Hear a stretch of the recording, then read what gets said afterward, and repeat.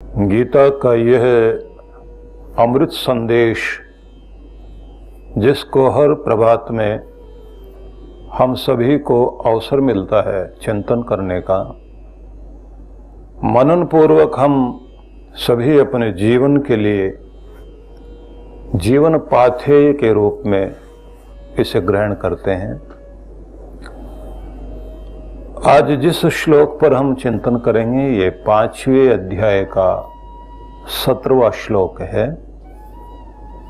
और संदेश है कि पाप झर जाएं, मन निर्मल हो, आत्मा परमात्मा के प्रेम में लीन हो जाए, तब तुम वापस लौटना नहीं चाहोगे। भगवान श्री कृष्ण कह रहे हैं, तद बुद्धयस तदात्मानस तन्निष्ठास तत्परायणाः गच्छन्त पुनरावृत्तिम ज्ञान निर्धूत कल्मषः। शब्द बड़ा अद्भुत है। ज्ञान निर्धूत कल्मषः, वे जिनके पाप ज्ञान के द्वारा धुल गए हैं, शुद्ध हो गए हैं। पहले अर्थ को समझें। भगवान श्री कृष्ण कहते हैं कि जिनकी बुद्धि तद्रूप हो गई,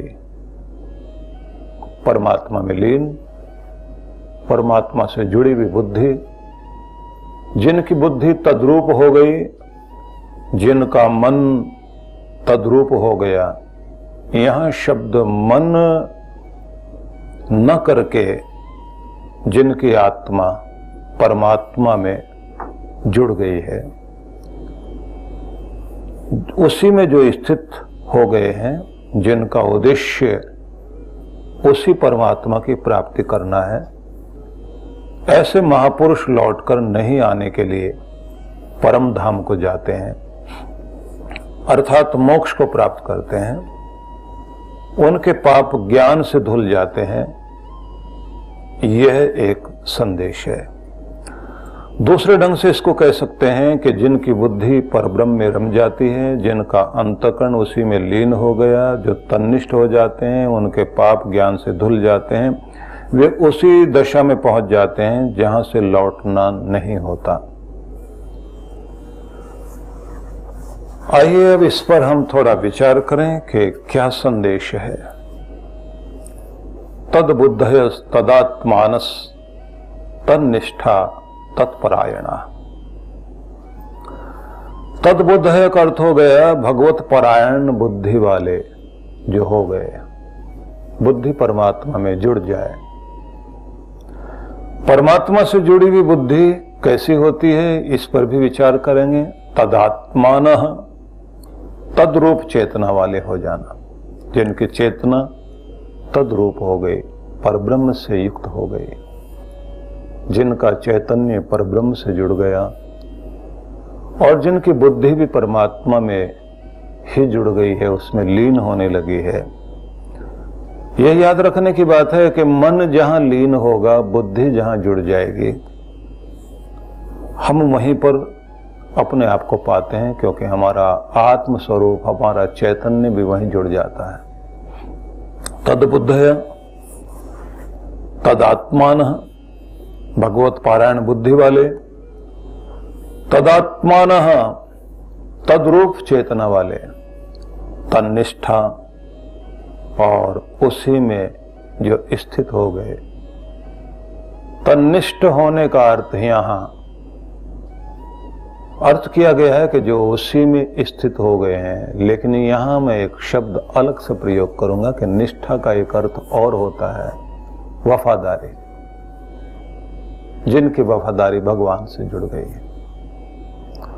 ऐसी वफादारी कि फिर तुम्हारे हो गए तो फिर अब किसी के और क्या होना।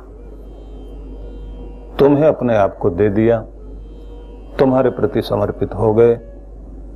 अब ये मन भी तुम्हारा, ये बुद्धि भी तुम्हारी, ये विचार भी तुम्हारे, हृदय की भावनाएं तुम्हारे, क्योंकि जिसको मान लिया, अपना लिया, जीवन का हिस्सा बना लिया, तो फिर और कुछ सोचने योग्य स्थिति होती ही नहीं है। ये वफादारी है जो नियम बनाती है व्यक्ति के जीवन में। नियम पूर्वक व्यक्ति जाएगा और इसके लिए अलग अलग तरह के लोगों ने बड़ी बड़ी चर्चाएं की हैं। बुल्ले शाह ने एक स्थान पर कहा कि वो जो एक टुकड़े के साथ अपनी वफादारी दे बैठा, वो कुत्ता जो मालिक के दर पर आकर बैठ गया, अब वो गाली दे, लात मारे या डंडा मारे, थोड़ी देर के लिए हट जाएगा वहां से, लेकिन फिर आएगा वहीं आके बैठेगा। तो इसलिए उन्होंने एक काफी कही, राती जागण भगत कहावण, राती जागण कुत्ते। जल्दी जाग करके रात में जो भक्ति करने लगते हैं वो भक्त कहलाते हैं, लेकिन रात में जागकर जो पहरा दे रहा है वो भी तो एक जीव है। और उसके बारे में उन्होंने कहा कि एक टुकड़े के बदले में कितने डंडे भी खा जाए, लेकिन जिस दर से जुड़ गए तो उस दर को नहीं छोड़ना। इसलिए उन्होंने एक शब्द का प्रयोग किया, भावे लख बारी कुट्टे, लाखों बार अनेक बार मारे वो मालिक का दर नहीं छोड़ता। मालिक दा दर नहीं छड़ दे, भावे लख बारी कुट्टे, वो मालिक का दरवाजा नहीं छोड़ते, वहीं आएंगे लौट लौट कर। ये निष्ठा है। और ये कहा जाता है कि इन जानवरों में एक खासियत होती है, मां से जन्म लेने के बाद 5-10 दिन के बाद उनकी आंखें खुलती हैं, किसी के 7 दिन के बाद, किसी के 10 दिन के बाद। लेकिन जहां आंखें खोली बस वो उस जगह को अपना मान लिया और फिर वहां से हटेंगे नहीं। इसलिए मैं शब्द पर अटक गया हूं, तन्निष्ठा। भगवान संदेश दे रहे हैं कि उसी में स्थित हो जाना, तो मैं इसका अर्थ कर रहा हूं कि उसी के प्रति वफादार हो जाना। इसको निष्ठा कहते हैं। और आगे एक शब्द और है, ज्ञान निर्धूत कलमशाह। ज्ञान से जिनकी अविद्या का नाश हो गया, निर्धूत हो गए हैं, नष्ट हो गए हैं।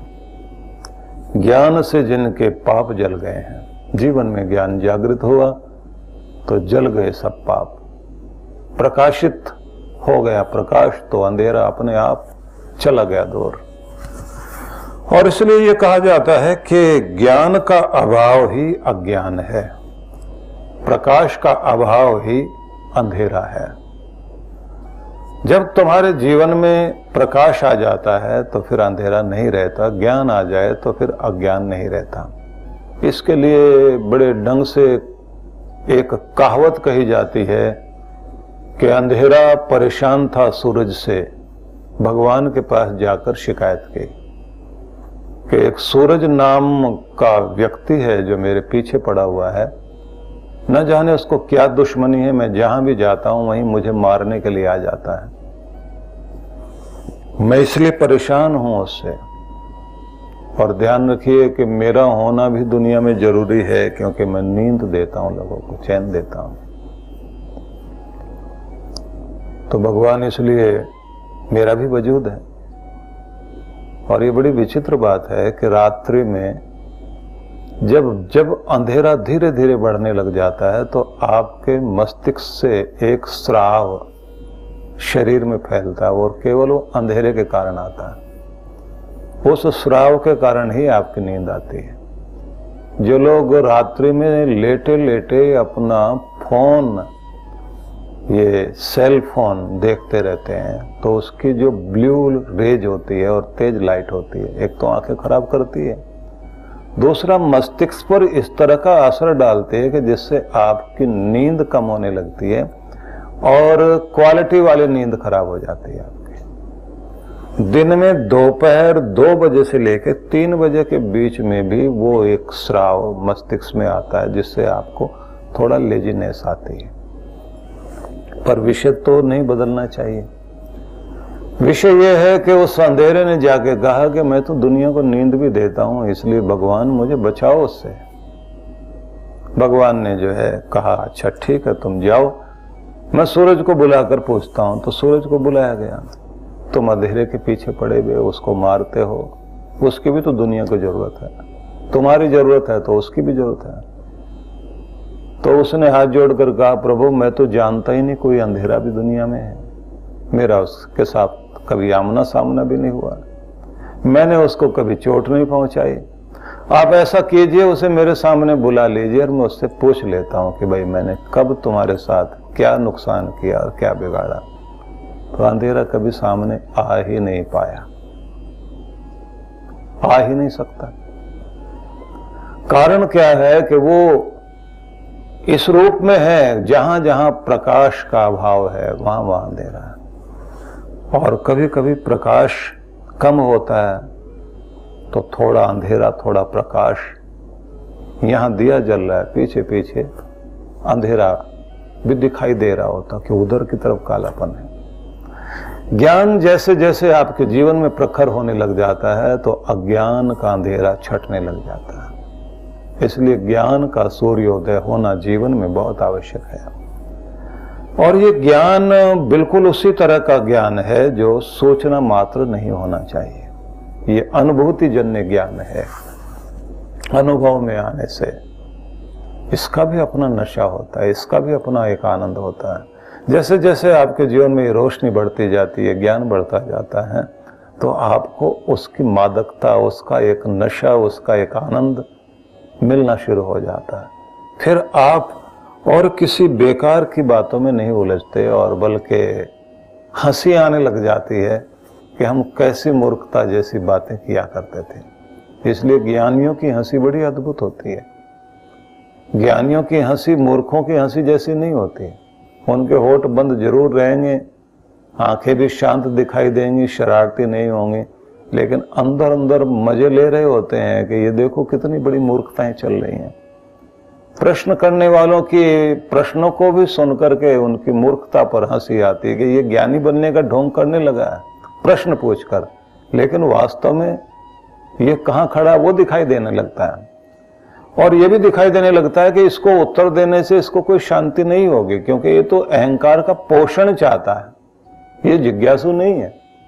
तो बड़ा मजा आता है उनको, इसलिए वो चुप रहने में ज्यादा आनंदित होते हैं।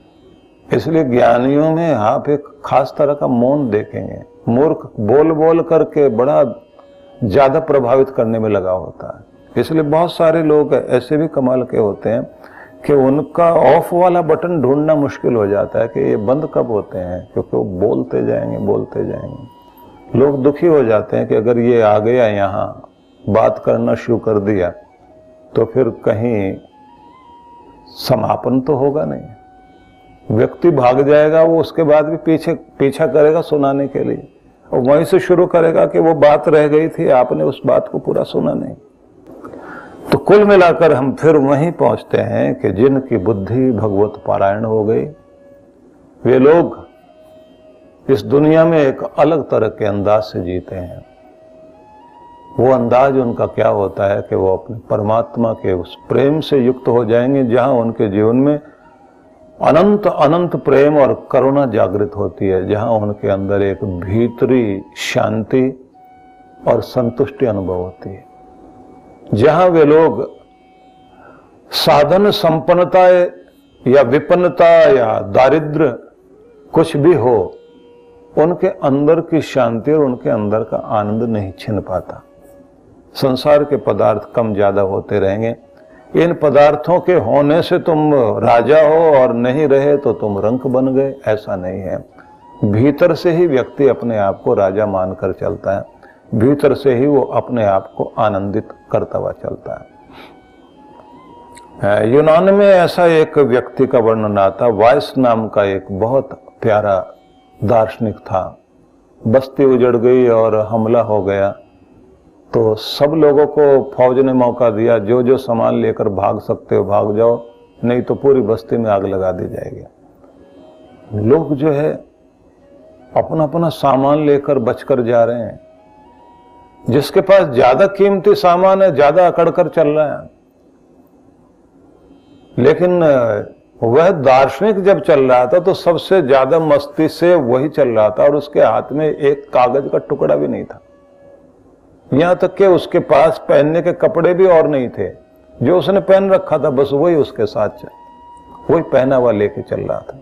लेकिन जितने भी रईस लोग चल रहे थे, जितनी अकड़ से, जितने आनंद से, जैसे उनके पास कि कुछ छिन गया तो कोई परवाह नहीं, हम फिर अपना कुछ खड़ा कर लेंगे, उन सबसे ज्यादा तन के वो चल रहा था। तो लोग हंस रहे थे, तुम्हारे पास ऐसी कौन सी दौलत है जो इतनी मस्ती से चल रहे हो?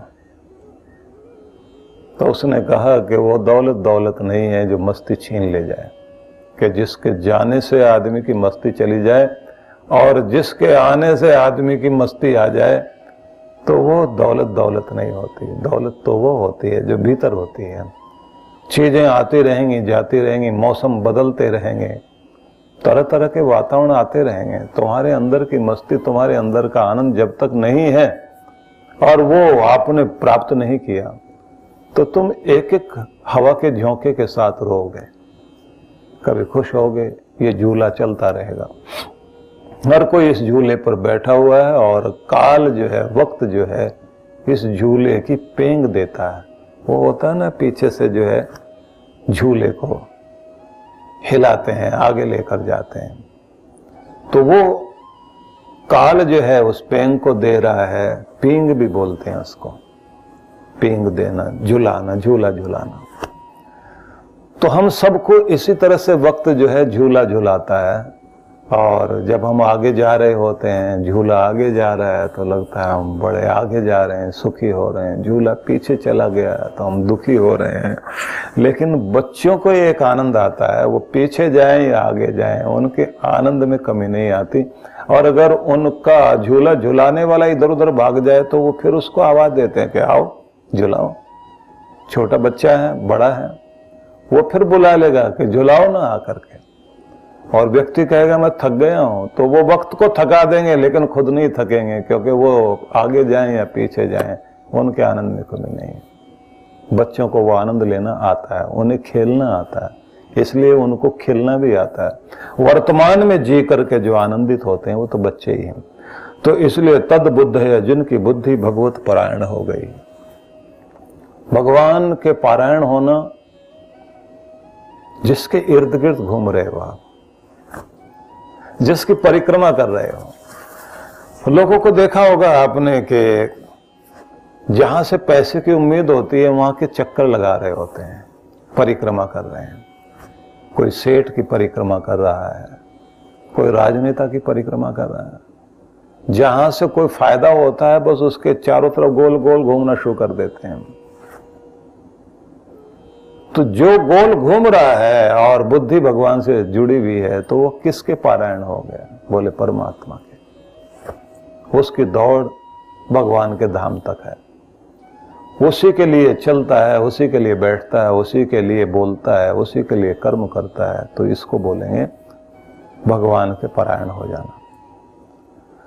इसलिए कृष्ण भगवान ने अलग स्थान पर कहा कि जो मेरे भक्त हैं, मेरे मन वाले हैं, मेरे पारायण हैं, इन शब्दों का प्रयोग करते हुए कहा है कि बस वही तो मेरे हैं, मैं उनमें हूं।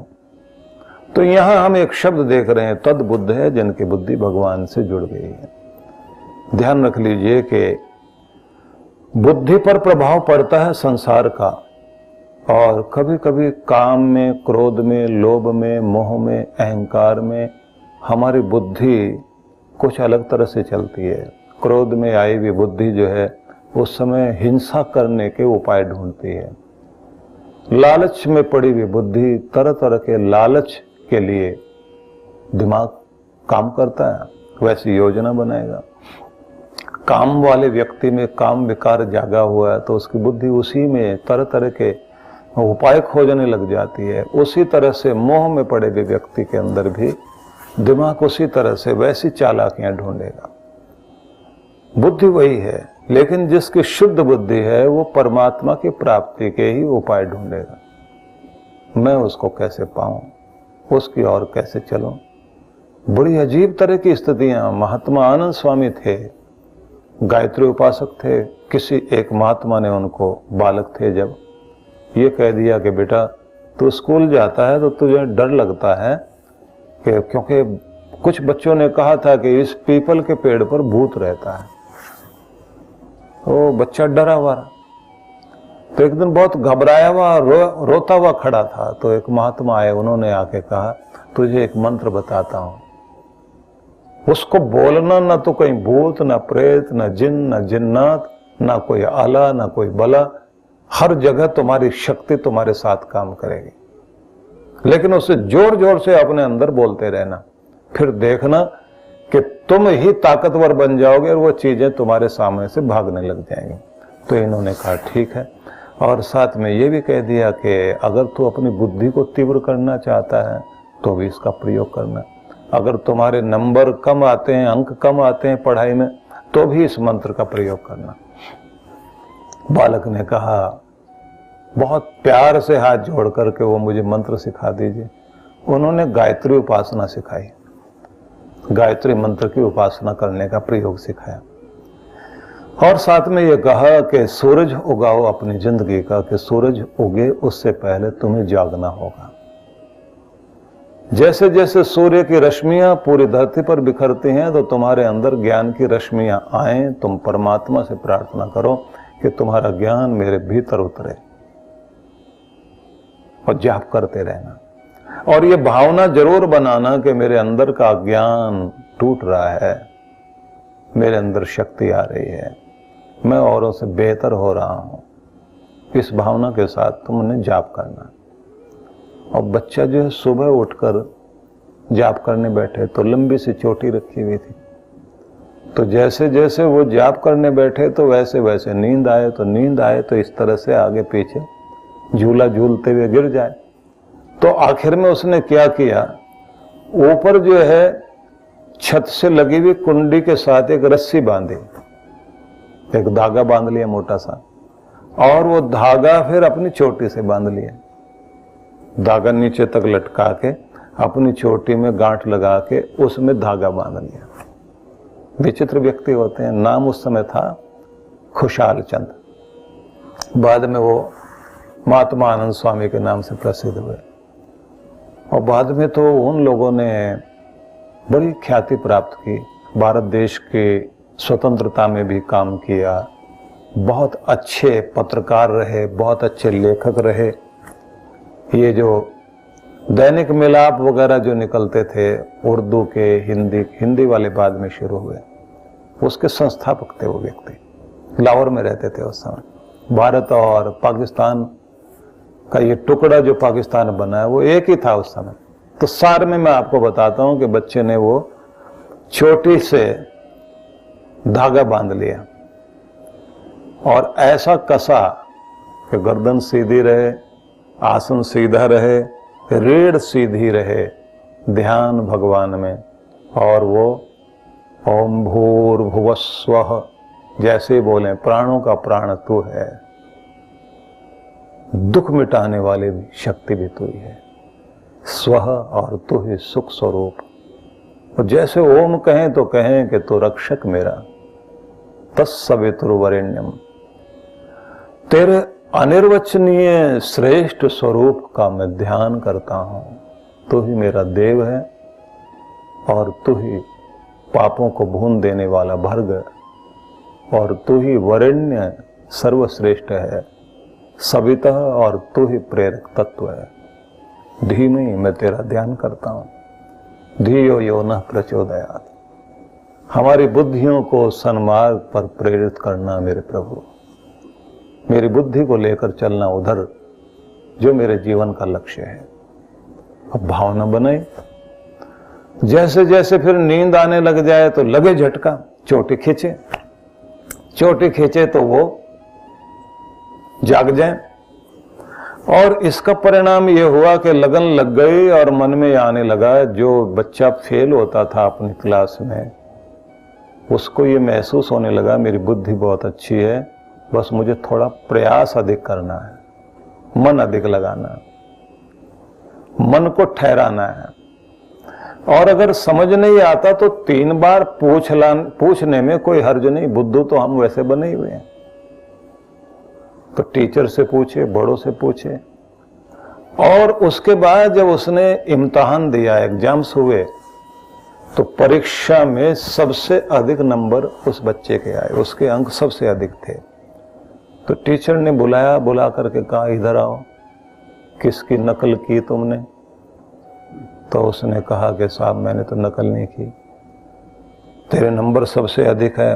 बोला महाराज अगर मैंने नकल की होती तो मेरे से ज्यादा नंबर वाला कोई होता नहीं, तुमने कोई कॉपी किताब को देख के लिखा। तो उसने कहा नहीं जी। तो एक आध थप्पड़ भी लग गया बच्चे को, झूठ बोलता है, मैं तुम्हें जो है इतने समय से जानता हूं। टीचर तो ऐसे बोले जैसे उसको जन्मों से जानता हूं। अब तक मैंने तुम्हें पहचाना है कि तू जीरो से आगे जा नहीं सकता, आज हीरो बनने की कोशिश कर रहा है। बच्चे ने कहा साहब आप दोबारा से परीक्षा ले लीजिए मेरी। दूसरे जो है प्रश्न रखे गए और बच्चे से कहा कि अब जो है उत्तर दो। फटाफट उसने जो है कॉपी ली और लिखना शुरू कर दिया। अब जब कॉपी पर उसने जो है उत्तर देने शुरू किए तो बोले ये चमत्कार कैसे हो गया। टीचर वहीं से निकला, गांव में वहीं पहुंच गया जहां उसके पिताजी थे, जाके बोला तुम्हारे बच्चे ने एकाएक इतने नंबर लेने शुरू कर दिए, ऐसा क्या हुआ, हम भी समझना शुरू करते हैं। तो उन्होंने कहा भाई हमको भी पता नहीं, लेकिन ये बात जरूर है कि ये सुबह पढ़ने के लिए शायद बैठता है, कोई पाठ वाठ भी करता है। पता चला कि उसने कहा कि मुझे महात्मा जी ने कहा था, मैं हर समय डरा रहता था, नींद अच्छी तरह से आती नहीं थी और मुझे लगता था कि मैं ही दुनिया में पिछड़ गया हूं, लेकिन उस मंत्र का प्रभाव यह हुआ कि मेरे अंदर एक शक्ति आ गई, मेरी एकाग्रता बन गई, क्योंकि वो बुद्धि बढ़ाने वाला मंत्र था, आत्मशक्ति देने वाला मंत्र था, बस उसका चमत्कार है। हाँ ये बात जरूर है कि उन्होंने जैसे कहा था उपाय खोजने में कमी मत छोड़ना। तो मैंने प्रश्न पूछने शुरू किए, जिज्ञासा शांत करता रहा हूं, मन को टिकाता रहा हूं। अब की बार टीचर प्रभावित हुआ और उसने हाथ जोड़ के कहा बेटा माफ करना, बड़ों से भी गलती होती है, तेरा मंत्र हम भी पकड़ते हैं तो हमें भी पता। अब टीचर की तरफ देखकर बच्चा कहता है चोटी तो आपकी है नहीं तो रस्सी से बांधोगे कैसे। बात हंसी में चली गई, लेकिन बात यह ध्यान रखने की है कि जिस भी व्यक्ति के अंदर लगन लग जाती है, जिसकी बुद्धि परमात्मा से जुड़ जाती है, वो उतरता है अपने आप, आपके हृदय में उतरेगा, आपके मस्तिष्क में उतरेगा और अपने चमत्कार करता ही है। उसके तो चमत्कार रोज ही होते हैं ना। छोटे से बीज के अंदर जो वो इतना बड़ा वृक्ष छिपा देता है, उसके अंदर से फूल निकालता है, उन फूलों में खुशबू देता है, उन फूलों के अंदर से ही वो फिर फल निकाल देता है, उस फल के अंदर क्या मिठास भर देता है और फिर उसी के अंदर से फिर बीज वापस लाकर रख देता है। न जाने कितने चमत्कार रोज परमात्मा कर रहा है, तो फिर वो आपके लिए नहीं करेगा। कृष्ण भगवान कह रहे हैं कि तुम्हारी बुद्धि उसकी तरफ चली जाए, उसी के पारायण हो जाए, तदात्मन, और तुम उसी के तद्रूप ही चेतना वाले हो जाओ, वैसे ही हो जाओ जैसे वो है, उसका रूप तुम्हारे अंदर बहने लग जाए, उसका प्रेम तुम्हारे अंदर उतर आए, उसकी शांति तुम्हारे अंदर उतर आए, तद्रूप हो जाना, वैसा ही बन जाना। खुदा की इबादत है यह कि खुदा सा हो जाऊं।